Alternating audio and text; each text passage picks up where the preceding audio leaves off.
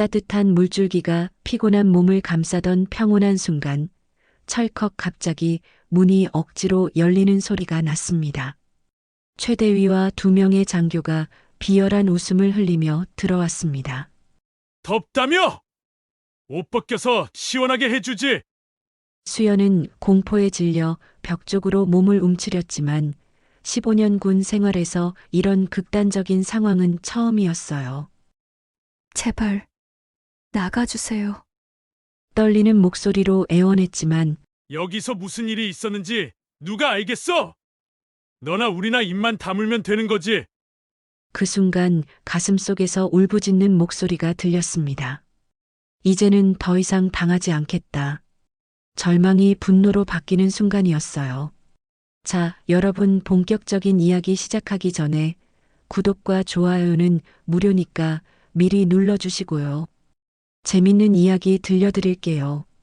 봄비가 추적추적 내리던 아침, 강원도의 산속에 자리한 제11사단은 여느 때와 다름없이 고요했습니다. 부대 곳곳에서 들려오는 구령 소리와 군화 발소리가 아침의 정막을 깨뜨리고 있었죠. 안개가 자욱하게 깔린 산자락 사이로 부대의 건물들이 웅장하게 서 있었고 태극기가 빗방울을 맞으며 바람에 펄럭이고 있었습니다. 이곳에서 15년째 복무 중인 강수연 중위는 오늘도 새벽 5시 30분에 정확히 눈을 떴습니다. 알람 시계가 울리기도 전에 자연스럽게 깨어나는 것이 그녀의 오랜 습관이었어요. 좁은 독신자 숙소에서 일어난 수연은 창문을 열고 깊게 숨을 들이마셨습니다. 차가운 새벽 공기가 폐를 가득 채우며 하루를 시작할 준비를 마쳤죠. 38살의 강수연은 늘 차분하고 절제된 태도로 후임들을 챙기는 것으로 유명했습니다.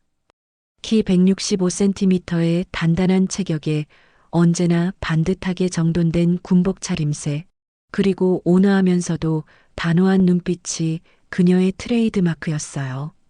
가난한 농촌 출신으로 부모님은 농사를 지으며 그녀를 키웠고 고등학교 때부터 장학금으로 공부해 사관학교에 입학했습니다. 사관학교 시절 수연은 전체 수석으로 졸업했습니다. 동기 남자 생도들보다 체력은 물론 학업 성적까지 앞서는 모범생이었죠. 하지만 졸업과 동시에 시작된 현실은 냉혹했습니다. 여군이라는 이유로 늘 조롱을 받아왔고 아무리 노력해도 진급에서는 뒤처질 수밖에 없었어요. 오늘도 화이팅입니다. 수연이 생활관에서 나오자 후임 여군들이 인사를 건넸습니다. 김상희 하사와 박미영 일병, 그리고 새로 배치받은 이지은, 이병까지 모두 수연을 진심으로 존경하고 따르는 후배들이었어요. 네, 모두 수고 많습니다. 오늘 훈련 준비는 다 됐나요? 수연의 목소리에는 언제나 따뜻함이 배어 있었습니다. 후배들을 대할 때만큼은 그 어떤 어려움도 내색하지 않으려고 노력했거든요. 네, 중위님. 어제 미리 점검해뒀습니다. 새벽에 한 번 더 확인했고요. 김상희 하사가 밝게 대답했습니다. 수연은 이런 성실한 후배들 덕분에 하루하루를 버틸 수 있었어요.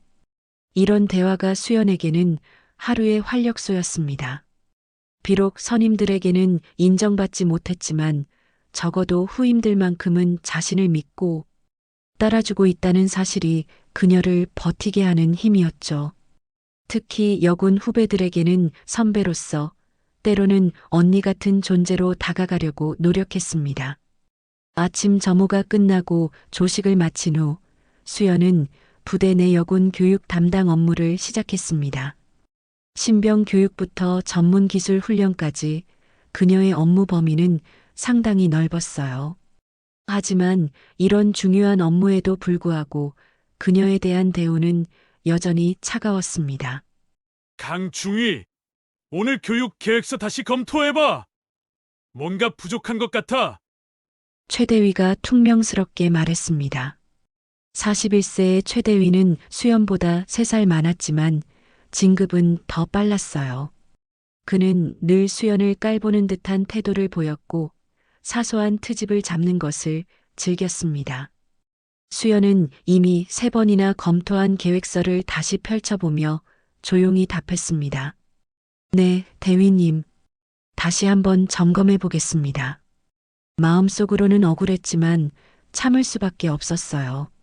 이런 일들이 반복될 때마다 수연은 자신이 왜 이런 대우를 받아야 하는지 의문이 들었지만 그럴 때마다 스스로를 다독였습니다. 점심시간 수연은 홀로 식당 한 구석에 앉아 식사를 했습니다. 동기들은 이미 대부분 소령으로 진급했지만 수연만은 여전히 중위 계급장을 달고 있었어요. 사관학교 동기 중에서 아직 중위인 사람은 수연이 유일했습니다. 그것이 그녀에게는 늘 가슴 아픈 현실이었어요. 식당 저편에서 동기였던 이소령과 박소령이 웃으며 대화하는 모습이 보였습니다. 그들은 수연을 보고도 모른 척했어요. 예전에는 함께 고민을 나누고 서로를 격려했던 사이였는데 진급 격차가 벌어지면서 자연스럽게 거리가 멀어졌습니다. 군 생활이란 게 원래 힘든 거야. 참고 견뎌야지. 수연은 스스로를 다독이며 하루하루를 묵묵히 버텨왔습니다. 하지만 동기들과는 달리 진급은 더뎠고 선임 장교들은 그녀를 보이지 않게 밀어냈죠. 회의에서도 그녀의 의견은 무시당하기 일쑤였고 중요한 업무에서도 소외되는 경우가 많았습니다. 15년 전 사관학교를 졸업할 때의 꿈을 생각해보면 지금의 현실이 너무나 달랐어요. 그때는 나라를 위해 봉사하겠다는 숭고한 마음가짐으로 가득했는데 지금은 그저 하루하루 버티는 것만으로도 벅찬 상황이었습니다. 오후 훈련 시간 수연은 신병들을 대상으로 사격 교육을 실시했습니다. 그녀의 사격 실력은 부대 내에서도 손꼽힐 정도였지만 이런 능력조차 제대로 평가받지 못하는 것이 현실이었어요. 사격장에서만큼은 그 누구도 수연을 무시할 수 없었습니다.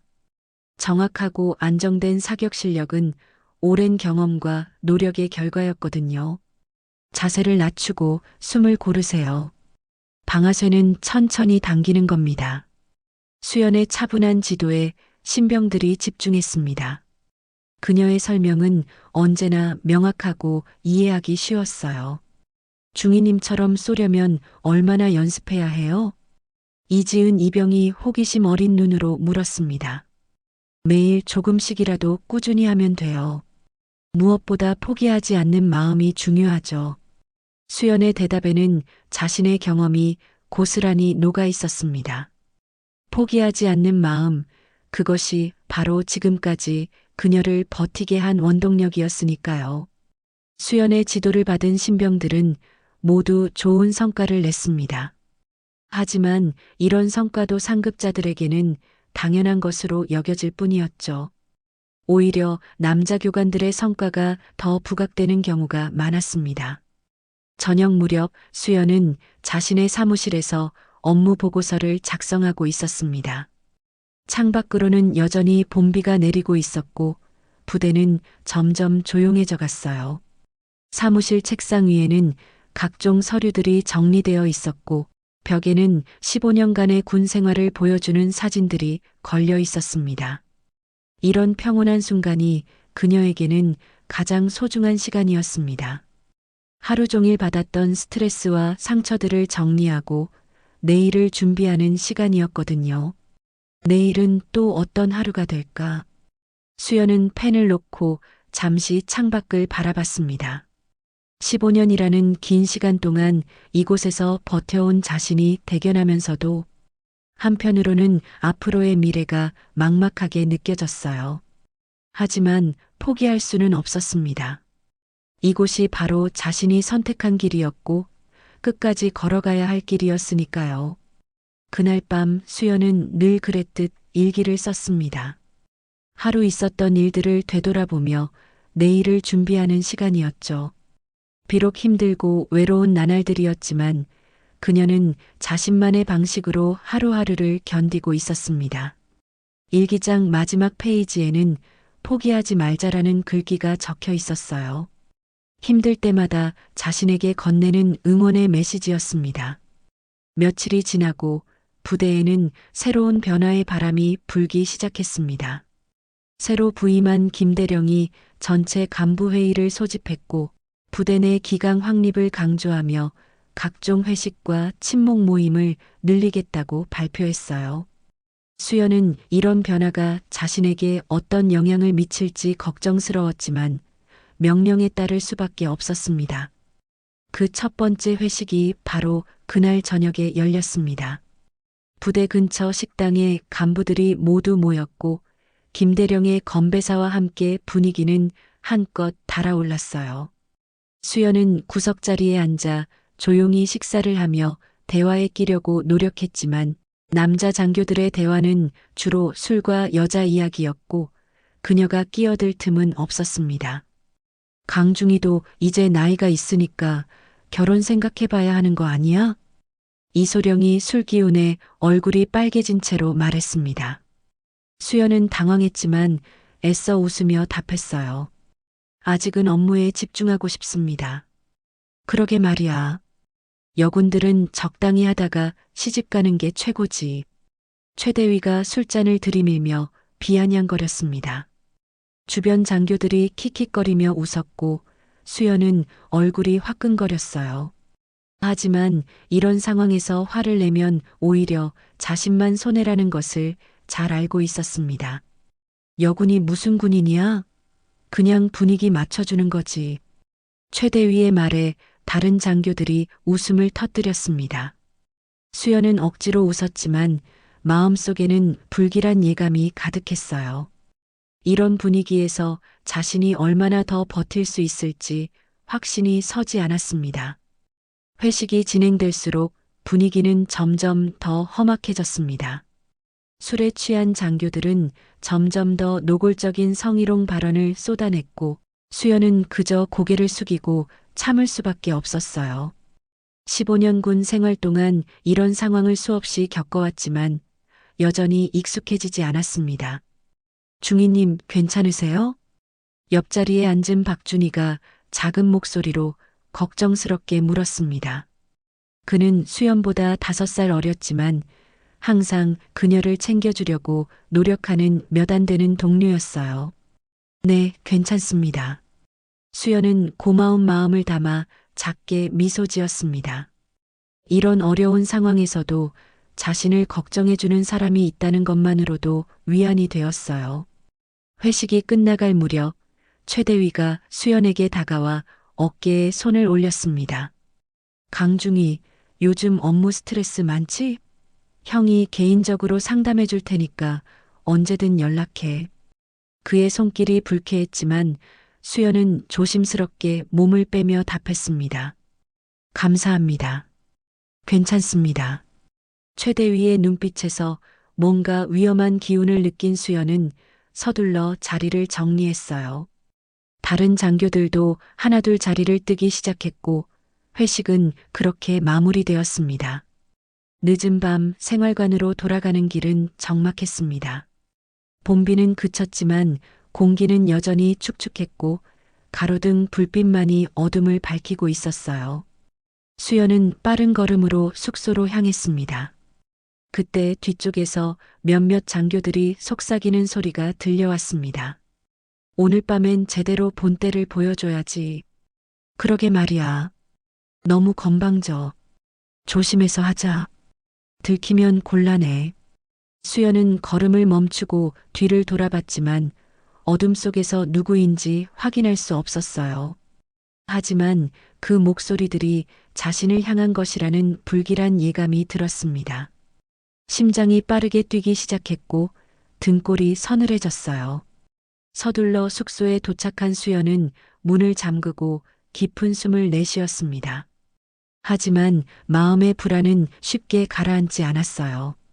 오늘 회식에서 느꼈던 불쾌감과 방금 전 들었던 수상한 대화가 계속 머릿속을 맴돌았습니다. 그날 밤 수연은 잠을 이루지 못했습니다. 창밖으로는 바람 소리만 들려왔고 부대는 고요했지만 그녀의 마음은 전혀 평온하지 않았어요. 뭔가 나쁜 일이 일어날 것 같은 예감이 계속 들었습니다. 새벽이 되어서야 수연은 잠깐 잠들 수 있었습니다. 하지만 그마저도 악몽에 시달렸어요. 어둠 속에서 누군가가 자신을 쫓아오는 꿈, 도망치려 해도 다리가 움직이지 않는 꿈이 반복되었습니다. 다음 날 아침 수연은 평소보다 일찍 일어났습니다. 악몽 때문에 제대로 잠을 자지 못해 얼굴이 창백했지만 평상시처럼 단정하게 몸단장을 마쳤어요. 거울 속 자신의 모습을 보며 다짐했습니다. 오늘도 견뎌내자. 나는 할 수 있어. 하지만 마음 한구석의 불안감은 쉽게 사라지지 않았습니다. 어제 들었던 수상한 대화가 계속 귓가에 맴돌았고 앞으로 무슨 일이 벌어질지 걱정되었어요. 아침 점호 시간 수연은 평소와 다름없이 업무를 시작했습니다. 하지만 최대위와 다른 장교들의 시선이 예전과는 달랐어요. 뭔가 음흉한 기운이 감돌았고 그들이 자신을 바라보는 눈빛에서 불쾌한 감정을 느낄 수 있었습니다. 강중희, 오늘 늦게까지 업무 있지? 최대위가 지나가며 의미심장하게 물었습니다. 아니요, 정시에 마칠 예정입니다. 수연의 대답에 최대위는 씩 웃으며 고개를 끄덕였어요. 그럼 좋네. 편히 쉬어. 그의 말투에서 뭔가 석연치 않은 느낌을 받은 수연은 더욱 경계심을 높였습니다. 분명 무슨 일이 벌어질 것 같았고 자신이 그 중심에 있을 것 같은 불길한 예감이 들었어요. 점심시간 수연은 후배들과 함께 식사를 했습니다. 평소와 달리 말수가 적었던 그녀를 보고 김상의 하사가 걱정스럽게 물었어요. 중희님 괜찮으세요? 안색이 좋지 않으신데. 응, 괜찮아. 그냥 조금 피곤할 뿐이야. 수연은 애써 웃으며 답했지만 마음속 불안감을 완전히 숨길 수는 없었습니다. 후배들에게 걱정을 끼치고 싶지 않았지만 혼자서 모든 것을 감당하기에는 버거웠어요. 오후 들어 수연의 불안감은 더욱 커졌습니다. 복도에서 마주치는 몇몇 장교들의 시선이 예사롭지 않았고 그들이 나누는 대화도 평소와 달랐어요. 뭔가 계획된 일이 있는 것 같았고 자신이 그 표적이 될 것 같은 섬뜩한 느낌이 들었습니다. 불안한 하루가 지나고 다음 날이 밝았습니다. 수연은 여전히 어제의 불길한 예감을 떨쳐버릴 수 없었지만 평상시와 다름없이 업무에 집중하려고 노력했어요. 새벽 훈련부터 오후 교육까지 빽빽한 일정이 그녀를 기다리고 있었습니다. 아침 6시 전 부대원이 참여하는 체력 단련 시간이었습니다. 수연은 여군들과 함께 5km 구보를 완주했어요. 15년간 꾸준히 단련한 체력 덕분에 그녀는 여전히 후배들을 앞서갔고 심지어 일부 남자 장교들보다도 빨랐습니다. 중희님 정말 대단하세요. 이지은 이병이 거친 숨을 몰아쉬며 감탄했습니다. 꾸준함이 답이야. 하루하루 조금씩이라도 노력하면 누구든 할 수 있어. 수연은 후배들을 격려하며 미소 지었지만 마음 한구석의 불안감은 여전했어요. 구보가 끝나고 아침 식사를 마친 후 본격적인 훈련이 시작되었습니다. 오늘은 야외 전술 훈련이 예정되어 있었고 수연은 여군 분대의 훈련을 지휘해야 했어요. 산악 지형을 이용한 실전 훈련이었기 때문에 체력적으로도 정신적으로도 상당한 집중력이 필요했습니다. 목표 지점까지 2km, 장애물을 피해 이동하되 적에게 발각되지 않도록 주의하세요. 수연의 명령에 따라 여군들이 각자 위치에서 훈련을 시작했습니다. 그녀는 선두에서 길을 안내하며 후배들의 안전을 확인했어요. 험준한 산길과 가시덤불, 그리고 진흙탕을 헤쳐나가는 동안 모든 여군들이 하나가 되어 움직였습니다. 훈련 도중 수연은 멀리서 자신을 지켜보는 시선을 느꼈습니다. 돌아보니 최대위와 몇몇 남자 장교들이 쌍안경으로 이쪽을 관찰하고 있었어요. 그들의 표정에서 뭔가 불순한 의도를 읽을 수 있었고 수연은 더욱 경계심을 높였습니다. 중위님 괜찮으세요? 박미영 일병이 걱정스럽게 물었습니다. 응, 괜찮아. 계속 진행하자. 수연은 애써 평정심을 유지하며 훈련을 마저 진행했어요. 오후 3시 모든 훈련이 끝났습니다. 여군들은 모두 진흙과 땀으로 범벅이 되어 있었고 샤워가 절실히 필요한 상태였어요. 수연은 후배들을 먼저 보내고 마지막에 혼자 샤워실로 향했습니다. 여군 전용 샤워실은 부대 한쪽 끝에 별도로 마련되어 있었습니다. 오래된 건물이라 시설은 낡았지만 그나마 프라이버시가 보장되는 유일한 공간이었어요. 수연은 늘 그랬듯 문을 확실히 잠그고 샤워를 시작했습니다. 따뜻한 물줄기가 피곤한 몸을 감싸며 하루의 긴장감을 조금씩 풀어주었습니다. 수연은 눈을 감고 깊게 숨을 들이마셨어요. 이런 순간만큼은 모든 걱정을 잊고 편안해질 수 있었습니다. 물줄기가 떨어지는 소리 속에서 수연은 잠시 평온함을 느꼈습니다. 하지만 그 평온함은 오래가지 못했어요. 철컥. 갑자기 문이 억지로 열리는 소리가 났습니다. 수연은 깜짝 놀라 몸을 돌렸습니다. 분명히 문을 잠갔는데 어떻게 열린 건지 이해할 수 없었어요. 그런데 더 충격적인 것은 문 앞에 서 있는 사람들이었습니다. 최대위와 이소령, 그리고 박소령까지 3명의 남자 장교가 비열한 웃음을 흘리며 들어와 있었어요. 미안. 잘못 들어왔네. 최대위가 전혀 미안해하지 않는 표정으로 말했습니다. 수연은 급히 몸을 가리며 떨었습니다. 나가세요. 여기는 여군 전용 샤워실이에요. 하지만 3사람은 나갈 생각을 하지 않았습니다. 덥다며? 옷 벗겨서 시원하게 해주지. 이소령이 음흉한 웃음을 지으며 한 걸음 더 다가왔어요. 수연은 공포에 질려 벽 쪽으로 몸을 움츠렸습니다. 15년간 군 생활을 하면서 이런 극단적인 상황은 처음이었어요. 평소에 성희롱 발언은 들어봤지만 이렇게 직접적으로 위협을 가하는 것은 상상도 못했습니다. 제발 나가주세요. 수연의 목소리는 떨리고 있었습니다. 왜 그래? 우리끼리 친해지자는 건데. 박소령이 문을 닫으며 말했어요. 수연은 절망적인 상황에서도 냉정함을 잃지 않으려고 노력했습니다. 출구는 막혔고 도움을 요청할 방법도 없었어요. 샤워실은 다른 건물과 떨어져 있어서 소리를 질러도 들릴 가능성이 낮았습니다. 이렇게 하면 안 됩니다. 군법에 어긋나는 행위입니다. 수연이 최대한 단호하게 말했지만 3사람은 오히려 더 큰 소리로 웃었어요. 군법? 여기서 무슨 일이 있었는지 누가 알겠어? 너나 우리나 입만 다물면 되는 거지. 최대위의 말에 수연은 절망감에 빠졌습니다. 그 순간 가슴속에서 울부짖는 목소리가 들렸습니다. 이제는 더 이상 당하지 않겠다.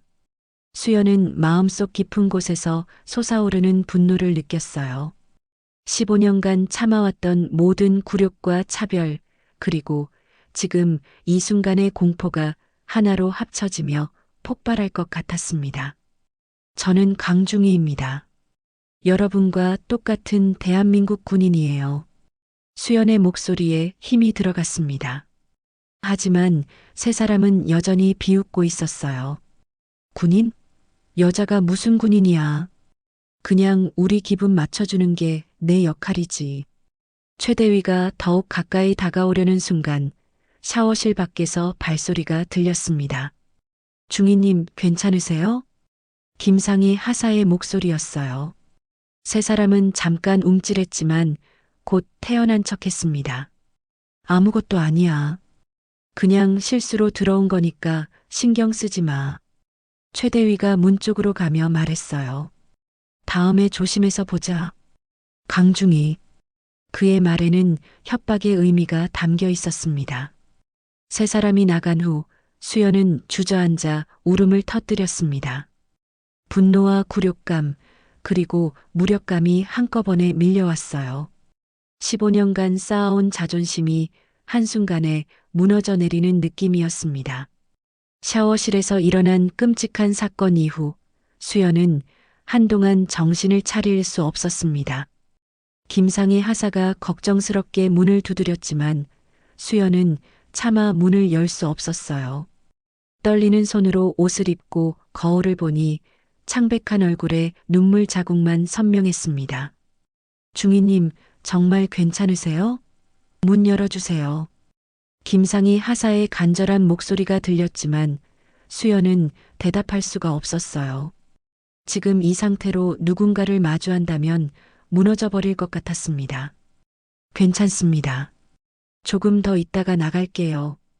겨우 목소리를 짜내어 답했지만 그 목소리조차 떨리고 있었어요.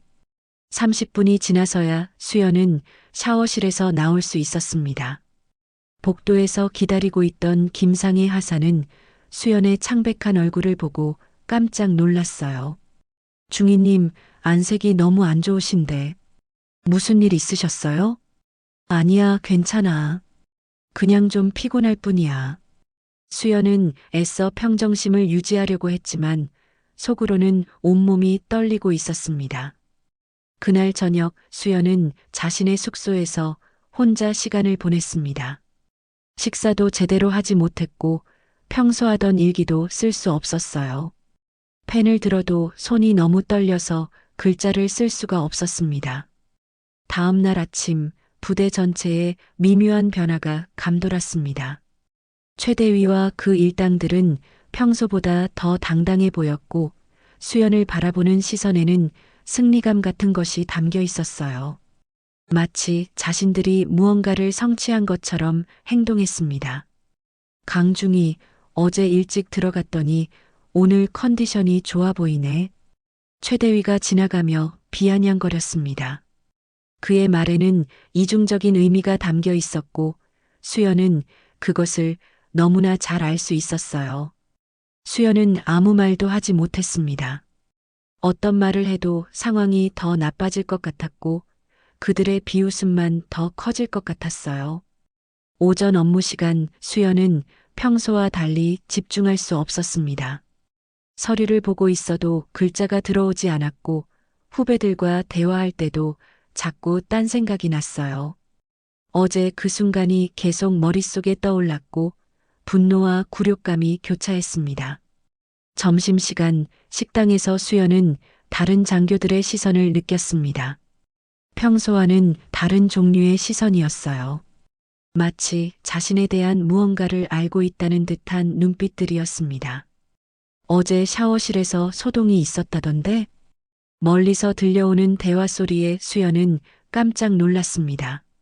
뭐, 별일 아니었다고 하던데. 그냥 실수로 들어간 거라고. 그래도 조심해야지. 요즘 세상에 그런 일이 어디 있어. 대화는 그렇게 흘러갔지만 수연은 자신이 소문의 중심에 있다는 것을 깨달았어요. 그리고 그 소문이 자신에게 불리하게 돌고 있다는 것도 알 수 있었습니다. 오후 들어 상황은 더욱 악화되었습니다. 부대장실에 호출된 수연은 김대령 앞에 서야 했어요. 강중이, 어제 샤워실에서 무슨 일이 있었나? 김대령의 질문에 수연은 잠시 망설였습니다. 진실을 말해야 할지 아니면 그냥 넘어가야 할지 고민이 되었어요. 별일 없었습니다. 그냥 작은 오해였습니다. 결국 수연은 진실을 말하지 못했습니다. 말한다고 해서 상황이 나아질 것 같지 않았고 오히려 더 복잡해질 것 같았어요. 그렇다면 다행이군. 앞으로 이런 일이 없도록 주의하게. 김대령의 말에는 마치 수연에게 책임이 있다는 뉘앙스가 담겨 있었습니다. 수연은 억울했지만 아무 말도 할 수 없었어요. 부대장실을 나오면서 수연은 복도에서 최대위와 마주쳤습니다. 그는 씩 웃으며 말했어요. 현명한 선택이야. 이런 식으로 조용히 넘어가는 게 서로에게 좋은 거지. 그의 말에 수연은 온몸에 소름이 돋았습니다. 이들은 이미 모든 것을 계획했고 자신은 그들의 계획대로 움직이고 있었던 것이었어요. 그날 사건은 단순한 장난으로 처리되었습니다. 간부들은 수연의 호소를 묵살했고 오히려 입단속을 요구했어요. 이 일 터지면 내가 더 손해야. 알아서 입 다물어. 박소령이 수연에게 노골적으로 협박했습니다. 부대 전체 분위기가 나빠지면 누구한테 좋을 게 없잖아. 그냥 없던 일로 하자. 이소령도 같은 논리로 수연을 압박했어요. 수연은 병사들의 시선이 무서워 고개를 숙였습니다. 복도를 지날 때마다 느껴지는 시선들이 부담스러웠고 후배들 앞에서도 위축될 수밖에 없었어요. 15년간 쌓아온 권위와 신뢰가 하루아침에 무너져 내리는 느낌이었습니다. 저녁이 되어 숙소로 돌아온 수연은 거울 앞에 섰습니다. 거울 속 자신의 모습이 낯설게 느껴졌어요.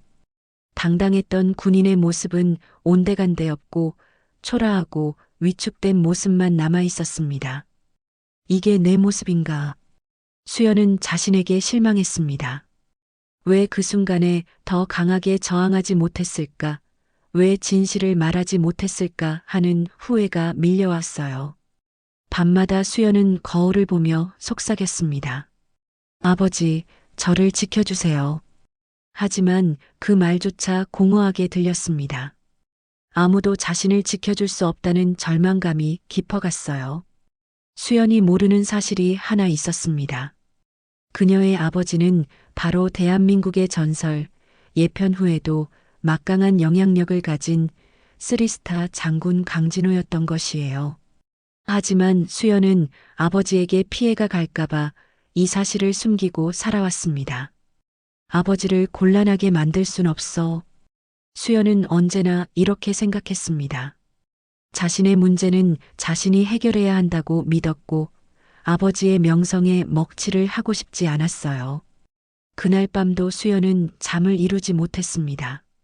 창밖으로는 바람 소리만 들려왔고 부대는 고요했지만 그녀의 마음은 폭풍우가 몰아치고 있었어요. 분노와 굴욕감 그리고 무력감이 번갈아가며 그녀를 괴롭혔습니다. 사건이 일어난 지 일주일이 지났지만 수연의 상황은 전혀 나아지지 않았습니다. 오히려 날이 갈수록 더욱 악화되어 갔어요. 최대위와 그 일당들은 수연이 아무런 저항을 하지 않자 더욱 대담해졌고 노골적으로 그녀를 괴롭히기 시작했습니다. 강중이, 요즘 표정이 어둡네? 뭔가 고민이라도 있나? 최대위가 사무실에서 수연에게 다가와 어깨에 손을 올렸습니다. 수연은 몸서리를 쳤지만 피할 수 없었어요. 괜찮습니다. 짧게 답하며 몸을 빼려던 수연을 최대위가 막았습니다. 아니야, 뭔가 있어 보이는데. 형이 상담해 줄 테니까 따로 만나자. 그의 말에는 명백한 강요의 뉘앙스가 담겨 있었습니다. 주변에 다른 사람들이 있어서 노골적으로 거부하기 어려운 상황이었어요. 업무가 많아서 시간이 없습니다. 수연이 조심스럽게 거절하자 최대위의 표정이 순간 어두워졌습니다. 시간은 만드는 거지. 선임이 부르는데 그렇게 나오면 안 되지. 위협적인 톤으로 말하는 최대위를 보며 수연은 더욱 절망감에 빠졌어요. 이런 상황이 계속된다면 자신이 언제까지 버틸 수 있을지 확신이 서지 않았습니다. 며칠 후 최대위는 노골적으로 수연을 자신의 사무실로 불러냈습니다. 저녁 늦은 시간이었고 다른 사람들은 모두 퇴근한 상황이었어요. 중이, 넌 이제 내 사람이다. 싫으면 군복 벗어. 최대위의 말에 수연은 손이 부들부들 떨렸습니다. 15년간 지켜온 자존심과 신념이 한순간에 무너져 내리는 느낌이었어요. 대위님, 이건 잘못된 일입니다. 수연이 간신히 목소리를 짜내어 말했지만 최대위는 비웃을 뿐이었습니다. 잘못된 일? 여기서는 내가 법이야. 너 같은 년이 나한테 대들 생각을 하다니. 그의 말은 점점 더 노골적이고 모독적이 되었어요. 더 이상 참을 수 없었습니다. 하지만 혼자 맞서기에는 너무 거대한 벽이었어요.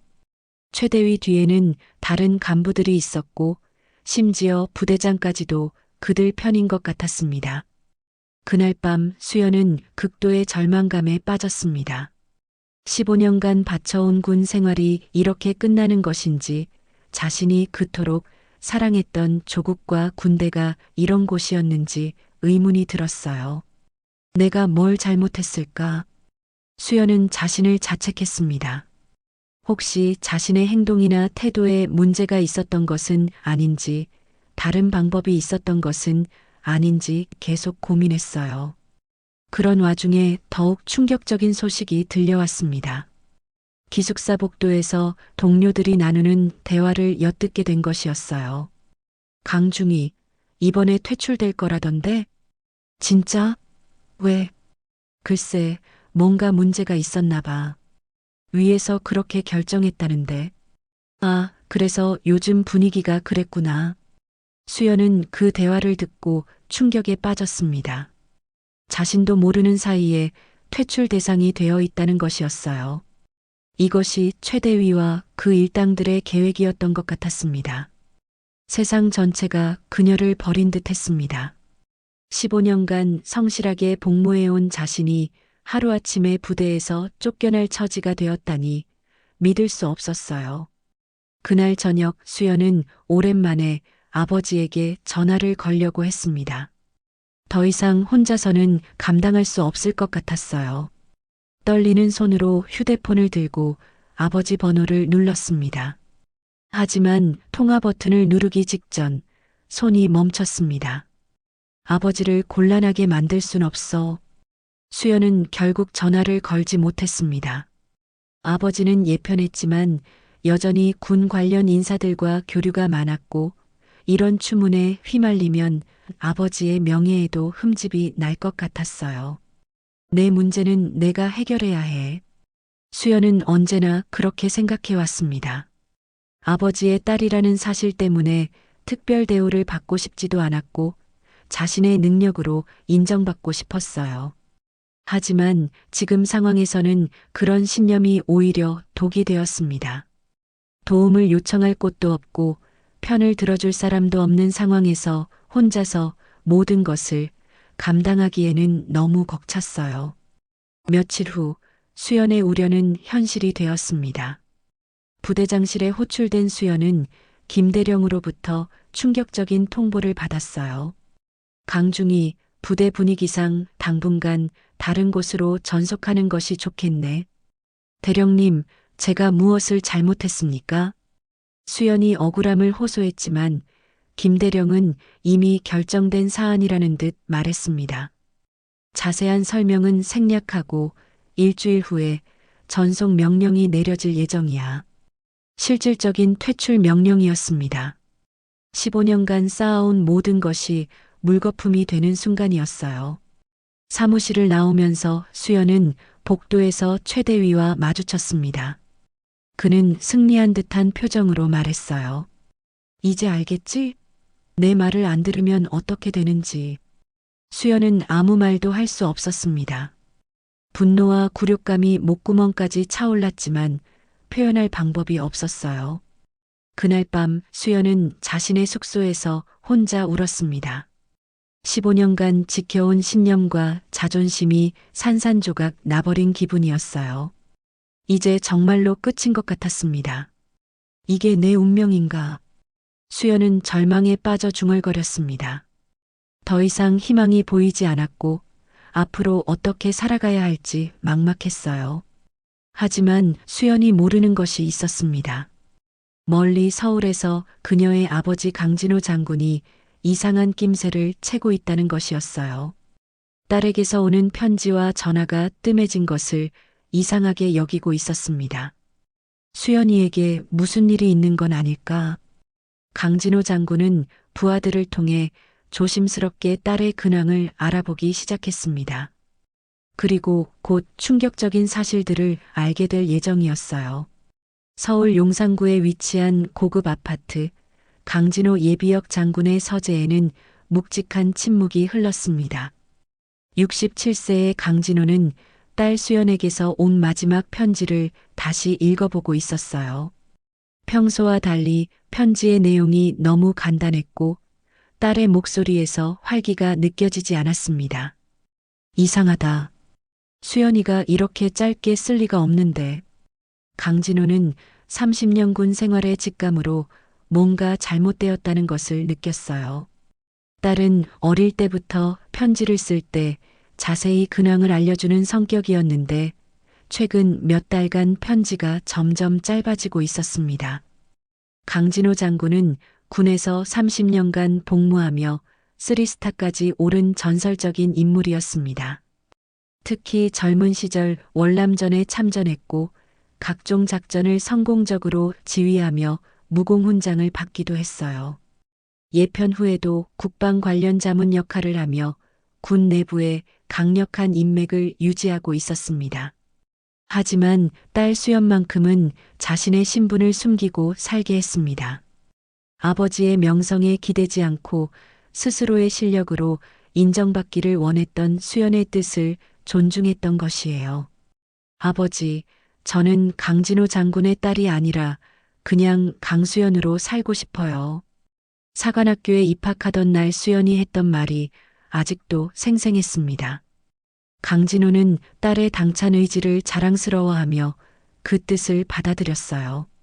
하지만 지금은 상황이 달랐습니다. 부모의 직감으로 딸에게 뭔가 심각한 일이 벌어지고 있다는 것을 느꼈어요.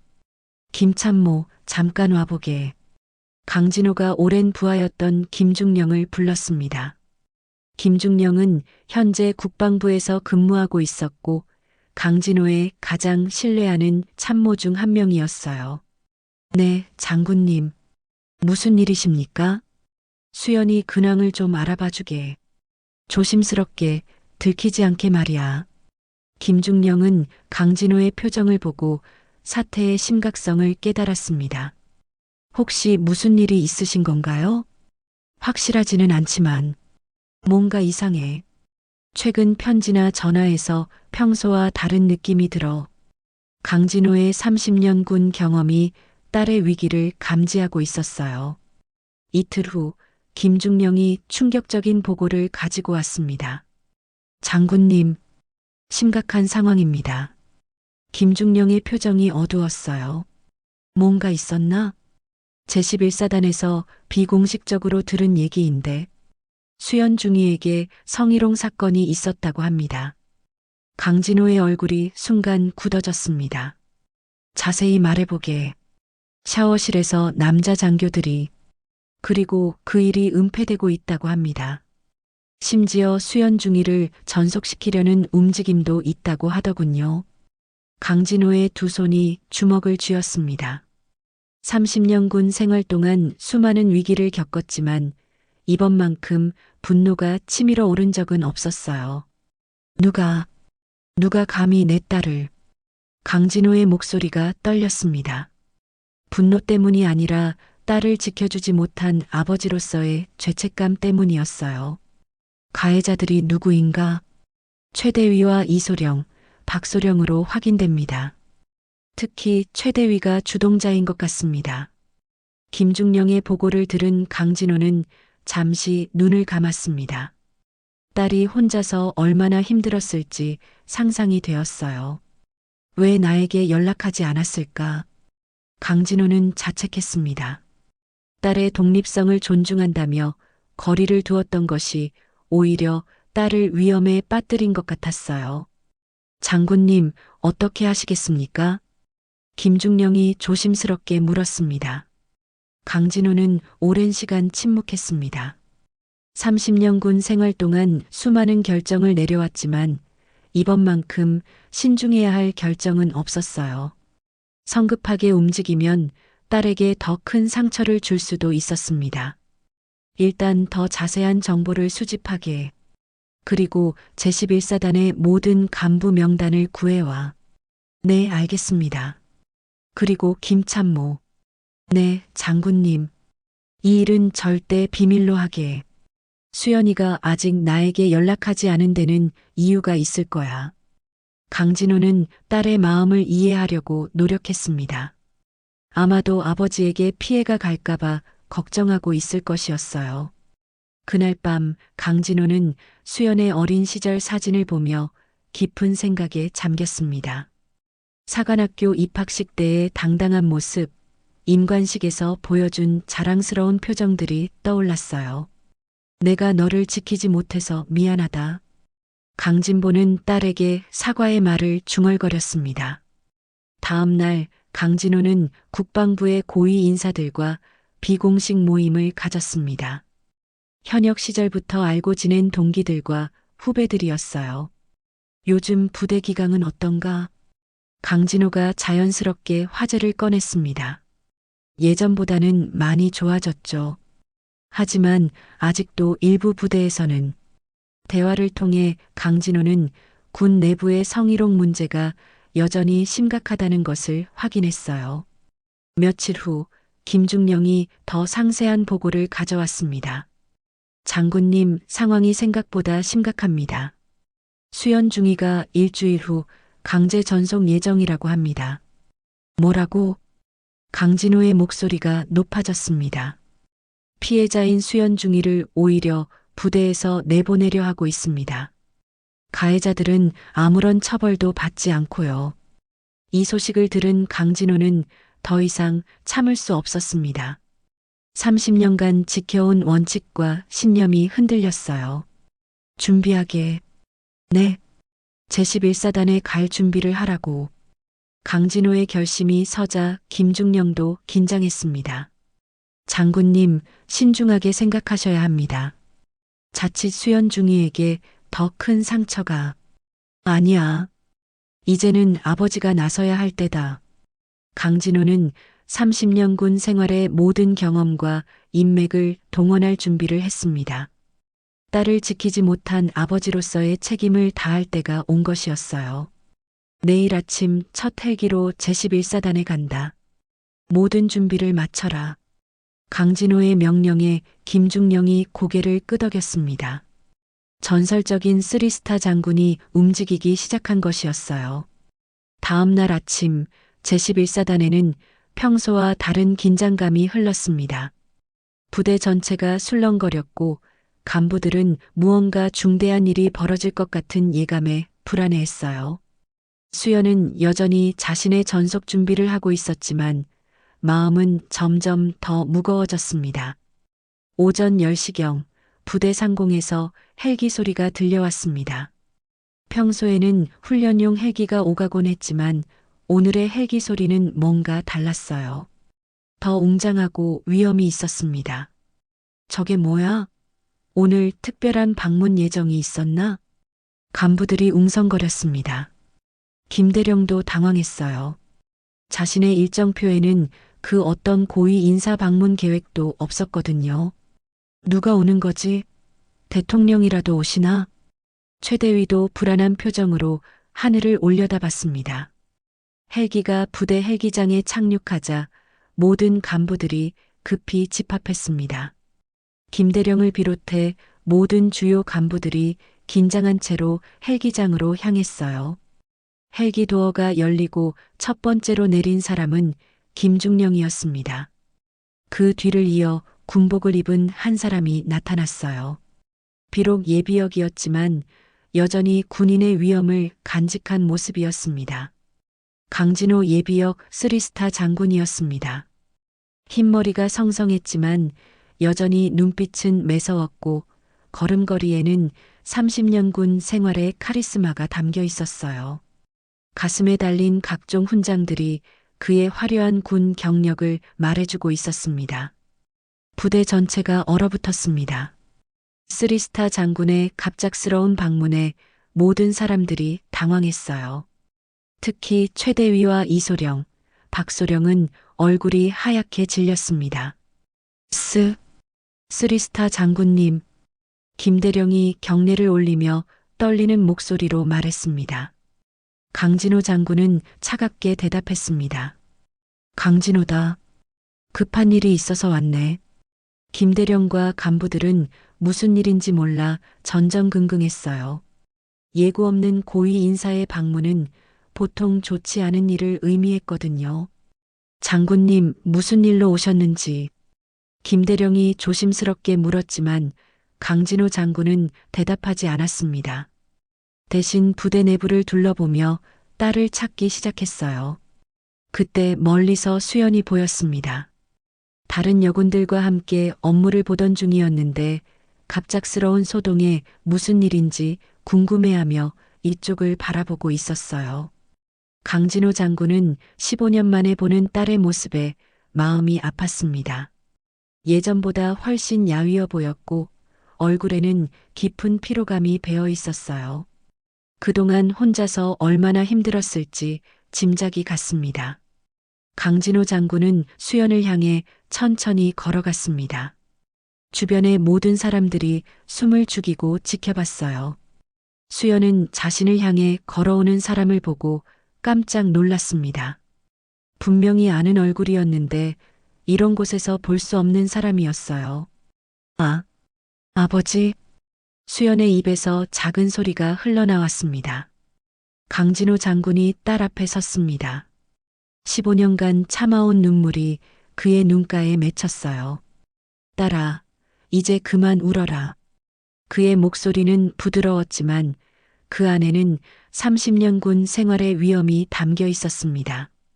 순간 부대 전체가 완전히 정적에 빠졌습니다. 강진호 장군이 수연을 딸이라고 부른 것이었어요. 최대위와 이소령, 박소령의 얼굴이 창백해졌습니다. 자신들이 그토록 괴롭혔던 여군이 바로 전설적인 쓰리스타 장군의 딸이었다는 사실에 경악했어요. 쓰리스타 장군님의 따님이십니까? 김대령이 떨리는 목소리로 물었습니다. 강진호 장군은 김대령을 차갑게 바라봤습니다. 그렇다. 강수연 중위는 내 딸이다. 이 말에 부대 전체가 발칵 뒤집혔습니다. 15년간 아무도 몰랐던 비밀이 드러난 순간이었어요. 수연은 아버지를 보며 복잡한 감정에 휩싸였습니다. 반가움과 동시에 걱정도 되었어요. 자신 때문에 아버지가 곤란한 상황에 처할까봐 두려웠습니다. 아버지, 왜 오셨어요? 괜찮다고 했는데. 수연의 말에 강진호 장군은 단호하게 고개를 저었습니다. 괜찮지 않다. 내 딸이 이런 취급을 받는데 어떻게 괜찮다고 할 수 있나? 강진호 장군은 이제 본격적으로 행동에 나섰습니다. 김중령에게 신호를 보내자 뒤따라온 헌병들이 부대 안으로 들어왔어요. 내 딸을 모욕한 자들 모두 군법으로 다스려라. 강진호 장군의 명령에 헌병들이 움직이기 시작했습니다. 최대위는 발버둥치며 변명했습니다. 장군님, 오해입니다. 그냥 작은 오해였어요. 장난이었어. 장난이었단 말이야. 이소령과 박소령도 필사적으로 해명했지만 강진호 장군의 눈빛은 차갑기만 했습니다. 대한민국 군대에 장난은 없다. 특히 내 딸의 눈물을 건드린 자에게는. 강진호 장군의 목소리에는 30년 군 생활의 모든 권위가 담겨 있었습니다. 헌병들이 최대위와 이소령, 박소령을 체포하기 시작했어요. 세 사람은 끝까지 항변했지만 소용없었습니다. 이런 식으로 하면 안 됩니다. 절차를 거쳐야. 김대령이 조심스럽게 항의했지만 강진호 장군은 냉정하게 답했습니다. 절차? 내 딸이 당한 일에 무슨 절차가 있었나? 은폐하고 묵살한 것이 절차였나? 김대령은 더 이상 말할 수 없었습니다. 자신도 이 일을 제대로 처리하지 못한 책임이 있었거든요. 수연은 이 모든 상황을 지켜보며 복잡한 심경이었습니다. 마침내 정의가 실현되는 것 같아 시원했지만 동시에 이런 식으로 해결되는 것이 맞는지 의문도 들었어요. 아버지, 수연이 조심스럽게 말했습니다. 딸아, 이제는 내가 당당하게 살 수 있을 거다. 강진호 장군의 말에 수연은 고개를 끄덕였습니다. 그동안 참아왔던 모든 것들이 한순간에 해소되는 느낌이었어요. 이제 저도 제 힘으로 싸우겠습니다. 수연의 말에 강진호 장군은 자랑스러운 미소를 지었습니다. 딸이 다시 예전의 당당함을 되찾는 것 같아 기뻤어요. 강진호 장군의 개입으로 사건이 마무리된 지 일주일이 지났습니다. 제11사단은 완전히 새로운 분위기로 바뀌었어요. 최대위와 이소령, 박소령은 군법회의에 회부되어 파면 처분을 받았고 사건을 은폐하려 했던 김대령도 징계를 받았습니다. 새로 부임한 신임 부대장 박대령은 첫 부임사에서 명확하게 선언했습니다. 이 부대에서는 앞으로 성희롱이나 부당한 차별을 절대 용납하지 않겠습니다. 모든 장병이 존중받는 부대를 만들어 나가겠습니다. 이 선언은 부대 전체에 큰 파장을 일으켰어요. 특히 여군들에게는 새로운 희망의 메시지였습니다. 수연은 이런 변화를 지켜보면서 복잡한 감정을 느꼈습니다. 정의가 실현된 것은 기뻤지만 동시에 자신이 아버지의 힘을 빌려 문제를 해결했다는 것에 대한 부담감도 있었어요. 중위님, 정말 대단하세요. 김상희 하사가 감탄하며 말했습니다. 뭐가 대단해? 수연이 겸손하게 답했어요. 그동안 혼자서 모든 걸 견뎌내신 건 말이에요. 쉽지 않으셨을 텐데. 김상희 하사의 말에 수연은 잠시 생각에 잠겼습니다. 정말로 힘든 시간이었지만 그 과정에서 많은 것을 배웠어요. 특히 혼자서만 해결하려고 하는 것이 항상 옳은 것은 아니라는 교훈을 얻었습니다. 며칠 후 군단 본부에서 특별조사단이 파견되었습니다. 이번 사건을 계기로 정군 차원에서 성희롱 예방 시스템을 점검하고 개선하겠다는 방침이었어요. 강중희, 이번 일로 많이 힘드셨죠? 조사단장인 정준장이 수연과 개별 면담을 가졌습니다. 네, 하지만 이제는 괜찮습니다. 수연의 대답에는 예전과 다른 힘이 있었어요. 앞으로 이런 일이 재발하지 않도록 제도를 개선할 예정입니다. 중위님의 용기 있는 증언이 큰 도움이 됐습니다. 정준장의 말에 수연은 고개를 끄덕였습니다. 자신의 고통이 헛되지 않았다는 생각이 들었어요. 조사 결과 제11사단뿐만 아니라 다른 부대에서도 유사한 사건들이 발견되었습니다. 이에 따라 국방부는 정군 차원의 대대적인 개혁에 착수했어요. 여성인권전담부서가 신설되었고 성희롱 신고 시스템이 대폭 강화되었습니다. 또한 모든 간부를 대상으로 한 인권 교육이 의무화되었어요. 수연은 이런 변화의 중심에서 새로운 역할을 맡게 되었습니다. 여군 인권개선위원회의 위원으로 위촉된 것이었어요. 중위님이 위원이 되시는 게 당연하죠. 누구보다 이 문제를 잘 아시니까요. 박미영 일병이 축하 인사를 건넸습니다. 수연은 이 새로운 임무를 받아들이며 각오를 다졌습니다. 자신과 같은 피해를 당하는 후배들이 생기지 않도록 하겠다는 결심이었어요. 한 달 후 수연은 신임 여군들을 대상으로 특별 강연을 하게 되었습니다. 자신의 경험담을 통해 후배들에게 용기와 희망을 주려는 취지였어요. 여러분, 군대에서 복무하다 보면 때로는 부당한 대우를 받을 수도 있습니다. 수연이 단상에서 차분하게 말했습니다. 하지만 그럴 때 혼자서만 해결하려고 하지 마세요. 도움을 요청하는 것은 약함이 아니라 현명함입니다. 강연장에 있던 여군들이 진지하게 수연의 말을 들었어요. 두려움은 죄가 아니야. 침묵이 죄일 뿐이야. 수연의 말에 강연장에서 박수가 터져 나왔습니다. 강연이 끝난 후 한 신임 여군이 수연에게 다가왔습니다. 중위님, 저도 언젠가 중위님처럼 당당한 군인이 될 수 있을까요? 물론이지. 포기하지 않으면 누구든지 할 수 있어. 수연의 격려에 신임 여군의 얼굴이 밝아졌어요. 그날 저녁 수연은 아버지와 오랜만에 전화 통화를 했습니다. 딸아, 오늘 강연 잘했다고 들었다. 네, 아버지. 제가 할 수 있는 일을 하고 있어요. 자랑스럽다. 이제야 내 딸답구나. 아버지의 말에 수연은 따뜻한 기분이 들었어요. 아버지, 그동안 감사했습니다. 하지만 이제는 정말로 제 힘으로 해나가겠어요. 그래, 그렇게 해라. 내가 충분히 할 수 있다는 걸 알고 있다. 강진호 장군의 목소리에는 딸에 대한 믿음이 가득했습니다. 몇 개월 후 수연에게 또 다른 변화가 찾아왔습니다. 오랫동안 정체되어 있던 진급이 이뤄진 것이었어요. 소령으로 진급하게 된 것입니다. 축하합니다, 소령님. 후배들이 축하 인사를 건넸고 수연은 감사한 마음으로 받아들였어요.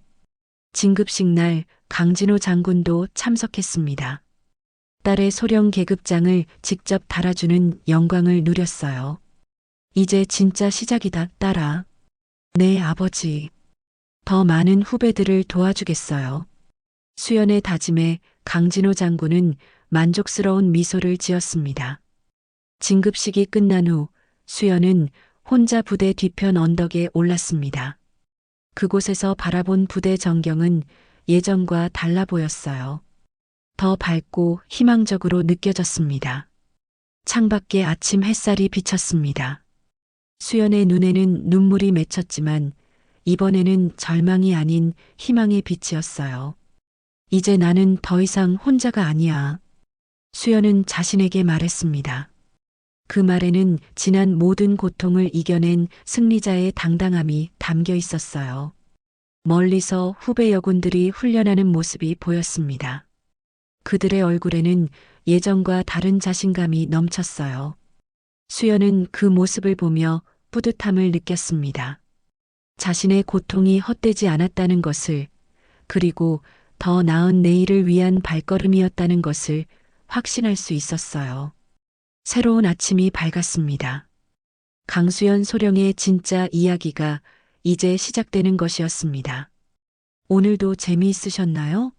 시청해주셔서 감사합니다. 재미있게 보셨다면 구독, 좋아요, 알림 설정까지 해주시면 큰 힘이 됩니다.